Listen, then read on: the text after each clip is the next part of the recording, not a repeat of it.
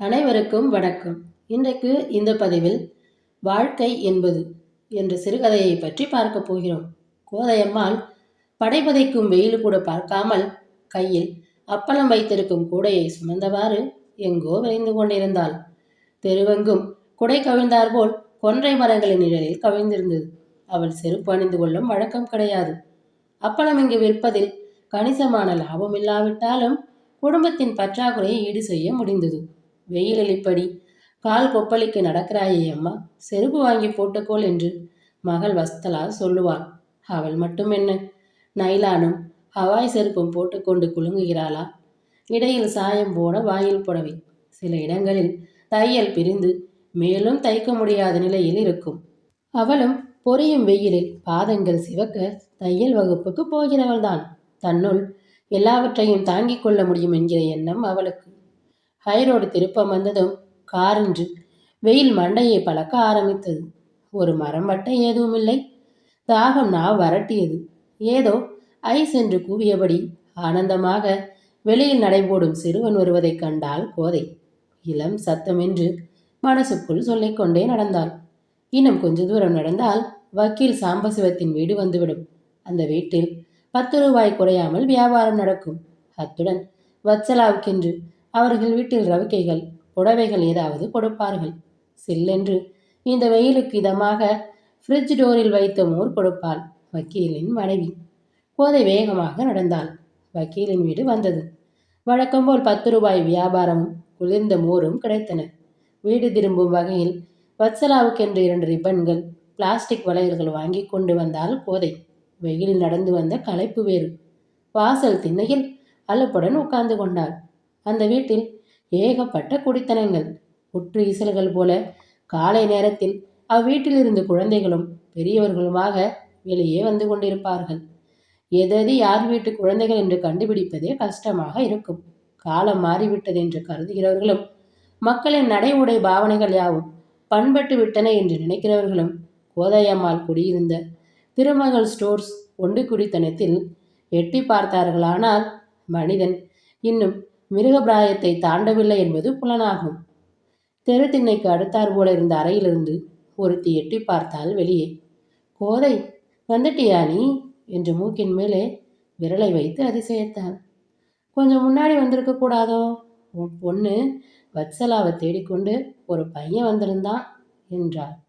பையனா என்று அதிர்ந்து போனாள் கோதை. இதற்குள் மற்ற குடித்தனக்காரர்கள் அங்கே கூடிவிட்டார்கள்.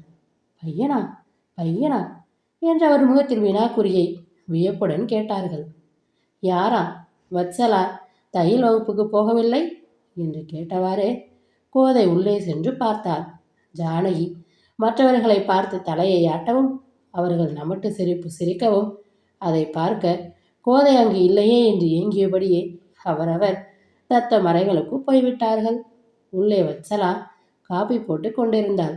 துடைத்துவிட்ட சிலையாக கண்களும் மூக்கும் அளவோடு அமைத்து வறுமையிலும் இளமை பொங்க அவள் அடுப்பில் நீர் கொதிப்பதை குனிந்து பார்த்து ரசித்து கொண்டிருந்தாள். பக்கவாட்டில் தெரிந்த அவள் முகம் கள்ளமற்ற குழந்தையைப் போல இருந்தது. வத்சு என்று அதட்டி கூப்பிட்டாள் அன்னை. திடுக்கிட்டு நிமிர்ந்த அவள் முன்பு உழைத்து ஓடாகி போன கோதை பூதாகரமாக வெறுவெடுத்து நிற்பாள் போல் தோன்றியது. ஏண்டி, உன் அப்பா சோற்றுக்கு வந்தாரா, இல்லை சீட்டாட்டத்திலேயே அழுந்தி போயிருக்காரா? ஆமாம், இங்கே யாரோ வந்தாங்களாமே, யாரடி அது என்றாள் அன்னை. வத்சலாவுக்கு தாயின் கோபத்தை பற்றி நொடியில் புரிந்துவிட்டது. அம்மா வெயிலில் களைத்து போய் வந்திருக்கிறாள். வந்ததும் வராதுமாக அவளிடம் யாரோ இல்லாததும் பொல்லாததும் ஓதி வைத்திருக்கிறார்கள். பதுமை ஒன்று அசைவது போல் தாயின் முன்பாக ஒரு டம்ளரில் காப்பியை எடுத்து வைத்தாள். சாப்பிடம்மா.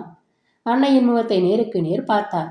இமைகளை அழுத்தும் கண்ணீரை மிகுந்த பிரயாசையுடன் அடக்கிக் கொள்ள முயன்றாள். படபடுத்ததை கோதை 2 விழுங்கில் காப்பியை முடித்துவிட்டு, இதற்குள் காப்பிக்கு என்னடி அவசரம், யார் வந்திருந்தது என்று கேட்டுவிட்டு நிமிர்ந்ததும் பூஜை மாடத்தில் வாழை இலையில் சுருட்டி வைக்கப்பட்டிருந்த கதம்பமும் ஒரு சீப்பு மலை வாழைப்பழமும் தெரிந்தன. நீ அடிக்கடி சொல்வாயே, என்னுடைய அத்தை ஜபல்பூரில் இருக்கிறாள் என்று. அவளோட பிள்ளையா? வேலையாக பட்டணத்துக்கு வந்திருந்தாராம். அப்பாவை உன்னையும் பார்க்க வேண்டும் என்று வந்தாராம். போகிறேன் என்றுதான் சொன்னார். நான் தான் காபி சாப்பிட்டு விட்டு போகலாம் என்று கொடுத்து அனுப்பினேன் என்றாள் வத்சலா. வாசுவா வந்திருந்தா? கல்யாணிக்கு மூத்த பிள்ளை, அப்புறம் 2 3 பிறந்ததா சொன்னாங்க. முதல் பிரசவத்துக்கு தான் பிறந்த வீட்டுக்கு வந்திருந்தா. அப்போ உன் தாத்தா பாட்டி எல்லோரும் இருந்தாங்க. அப்புறம் இடையில தாத்தா இறந்ததுக்கு வந்துட்டு போனவதான். பிறகு போக்குவரத்தே இல்லையே என்றாள் கோதை. வத்சலாவுக்கு எங்கோ வசிக்கும் தன் அத்தையை உடனே பார்க்க வேண்டும் என்று ஆவல் வந்தது. வாசு எப்படி இருக்கான்? அவன் திரும்பவும் வருவதா சொன்னானா என்றாள் கோதை. வாசு எப்படி இருக்கிறான் என்று வத்சலாவினால் வர்ணிக்க முடியவில்லை. நெஞ்சில் நிறைந்து போன உருவமாக அவனே மனம் முழுதும் நிறைந்திருந்தான். போம்மா, அவரை நான் சரியா பார்க்கல என்றாள் அவள். சீட்டாடுவதற்காக முதல் நாள் போன மனிதர் மெதுவாக அன்று மாலை திரும்பி வந்தார். மனைவியின் அலைச்சலோ, தனக்கு கல்யாண வயசில் ஒரு மகள் இருப்பதோ எதுவுமே உரைக்காத அந்த ஜடம் ராமசுவாமி ஒரு கம்மாசாகவாக கம்பெனியில் பணிபுரிகிறார். புகையிலை, சீட்டாட்டம், இதை தவிர உலகத்தில் அவருக்கு ஒன்றும் தெரியாது. தெரிந்தாலும் அவைகளில் அக்கறையும் கிடையாது. ராமசுவாமி சாப்பிட்டு முடித்ததும் 2 மலைப்பழங்களை கொண்டு வந்து கொடுத்தால் கோதை. அதை உரித்து விழுங்க வைத்தார். மறுபடியும் அவர் துண்டை உதிரை தோளில் போட்டுக்கொண்டு சீட்டாட கிளம்புவதற்குள் கோதை, பழம் ஏதுன்னு கேட்கல என்று பேச்சை ஆரம்பித்தார். ஆமாம், பிரமாதம். ஏதோ ஆஸ்திரேலியா ஆப்பிள் வாங்கிட்ட நினப்பு உனக்கு. என்னன்னு வர கேட்கணுமோ என்று சலித்து கொண்டார் அவர். கணவரின் இந்த குத்தல் மொழிகள் அவளுக்கு சகஜமானவை. உங்கள் தங்கள் பிள்ளை வாசு வந்திருந்தானா என்று சொன்னவுடன் ராமசுவாமி தன் வழுக்கை தலையை தடவிக்கொண்டார். எதையோ நினைவுக்கு கொண்டு வருவது போல் சிந்தனையில் ஆழ்ந்தார். 20 வருஷங்கள் என்ன ஒரு மனிதனின் வாழ்க்கையில் சாமானியமானதா? எத்தனை மாற்றங்கள், எத்தனை இரக்கங்கள்! தாமும் தம் குடும்பமும் கல்யாணியின் குடும்பத்தை விட எத்தனையோ படிகள் கீழே இறங்கி இருப்பதை நினைத்து பார்த்தார். புருஷனுக்கு கை நிறைய மணிமணியாக குழந்தைகள், ஆணும் பெண்ணும் ஒத்து நடத்தும் இல்லற வாழ்க்கை. காலனா கறிவேப்பிலை இருந்து அந்த குடும்பத்தில் கணக்காக ஒழுங்காக செலவு செய்வார்களாம். இதெல்லாம் காற்று வாக்கில் கேள்விப்பட்டவை. இவர் மட்டும் எப்படியோ சூதாட்டத்துக்கு அடிமையாகிவிட்டார். மாத சம்பளத்தில் பாதிக்கு மேல் ஆட்டத்தில் தொலைத்துவிட்டு கோதை வேகிற வெயிலில் அப்பளமிட்டு விற்று குடும்பத்தின் மானத்தை காப்பாற்றுவதையும் உணர்ந்துதான் இருந்தார். பையன் பெரியவனாக வளர்ந்திருப்பானே, நீ பார்த்தியா என்றார். நான் வீட்டில் இல்லை, வத்சலா தான் காஃபி போட்டு கொடுத்தாலாம். உங்களையும் என்னையும் பார்க்கணும்னு சொன்னானா என்றாள் கோதை. திரும்பி வருகிறேன்னு சொன்னானா என்றார் ராமசுவாமி. நாளைக்கு வரதா சொல்லிட்டு போயிருக்கான். நீங்கள் பாட்டுக்கு ரம்மியோ பொம்மியோ அந்த ஆட்டத்தில் போய் உட்காந்துடாதீங்க என்றாள் கோதை. ராமசுவாமி அன்று ஏனோ சீட்டாட போகவில்லை. சட்டை பையை துழாவினார். 10 ரூபாய் இருந்தது. கோதை, வீட்டில் சாமான்கள் இல்லை என்றால் வாங்கிக்கொள். நல்ல சமையலாக சமைத்து வை. நான் அவனை பார்த்தபோது இத்தினோண்டு இருந்தான். இப்பொழுது எப்படி இருக்கிறானோ, யாரை போல இருக்கிறானோ. கல்யாணி நல்ல சிவப்பு என்றார் ராமசுவாமி. நான் தான் பார்க்கல என்றேனே என்று கோதை வத்சலாவை அழைத்து கேட்டார். நல்ல சிவப்பாக அப்பா மாதிரி தான் இருக்கிறார் அம்மா என்றாள் அந்த பெண். என்ன போல யாருக்கான் என்று முணுமுணுத்தார் ராமசுவாமி. கண்களில் தழும்பிய நீரை ஜன்னல் வழியாக வெளியே பார்த்தது.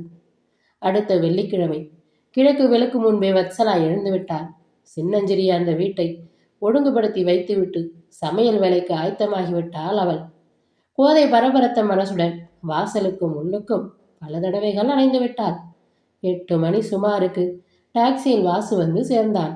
கூடை நிறைய பழங்களும் புஷ்பம், வெற்றிலை முதலிய மங்கள பொருள்களும் வாங்கி வந்திருந்தான். ராமசுவாமியை மாமா என்று கட்டிப்பிடித்து கொண்டு கரைந்து விட்டான். கல்யாணி எப்படியப்பா இருக்கா என்று முகமலர விசாரித்தாள் கோதை.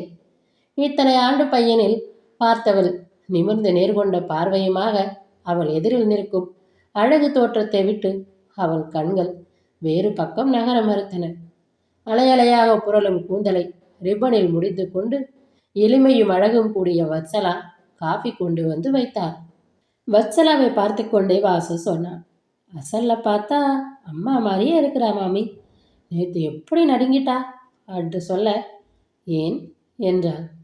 நான் இந்த வீட்டுக்குள்ளே நுழைஞ்சேனோ இல்லையோ, ஏதோ மேஜிக் மாதிரி ஒவ்வொரு அறையிலிருந்தும் ஒவ்வொரு தலை வெளியே பார்த்துட்டு உள்ளே கொண்டு விட்டது என்றான் வாசு.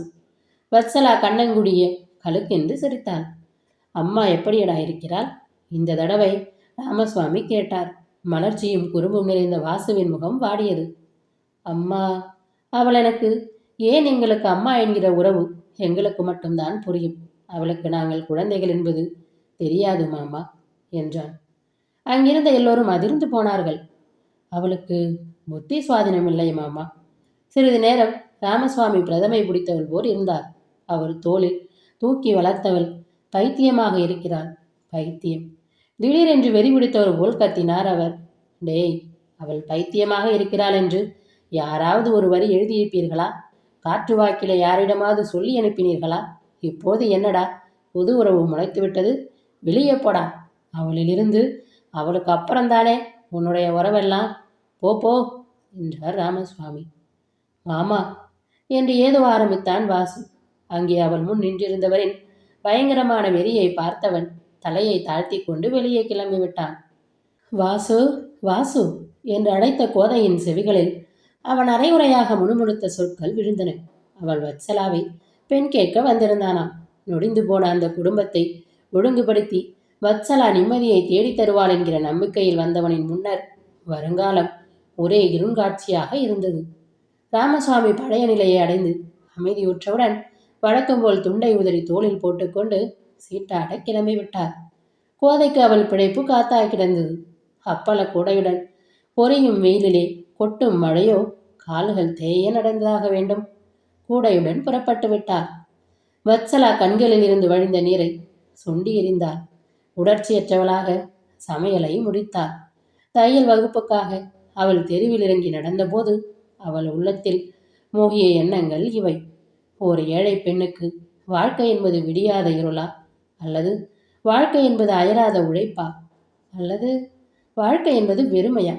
சற்று முன் பதபதைத்த இந்த குடும்பம் பாதையிலிருந்து விலகி சுபிசத்துக்கு திரும்பிவிடுமோ என்று அங்கலாய்த்தவர்கள் தத்தம் அறைகளிலிருந்து வெளியே எட்டி பார்த்து நிம்மதியாக பெருமூச்சு விட்டனர். இத்துடன் இந்த கதை நிறைவடைகிறது. அடுத்து வரும் பதிவில் மற்றும் ஒரு நல்ல கதையுடன் சந்திப்போம். நன்றி, வணக்கம்.